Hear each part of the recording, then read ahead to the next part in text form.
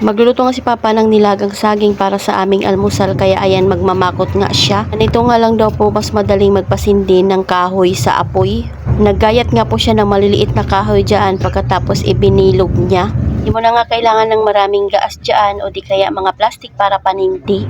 Tignan nyo kumarites kung gaano nga lang po kabilis iyan sumindi, o diba nag-usok ka agad. Pag nailagay mo na nga iyan sa gitna ay pwede mo nalagyan ng mga kahoy na nakalagay sa paligid. Mapapansin nyo nga dyan kumarites, yung saingan nga ni Papa kahit sa probinsya ito ay malinis talaga. O diba, at nag-apoy na nga po kaagad iyan. Hindi mo na nga kailangan bumili ng gas na napakamahal, kahoy pa lang pwede ka nang magluto ng kahit ano.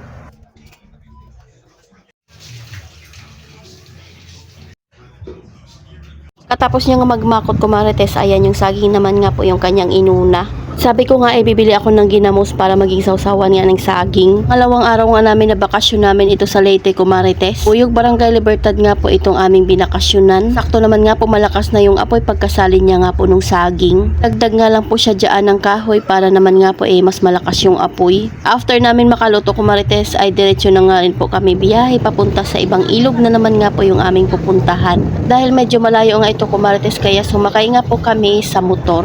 Yung pupuntahan nga po naming ilog kumarites ay galing sa bundok nga po yung pinakatubig niya. Irrigation nga daw po ito at pwede ka nga daw po dito maligo. Pagpunta nga namin dito kumarites ay madami na nga rin po talagang naliligo. Syempre yung mga anak ko ay excited na rin talagang maligo dito sa ilog.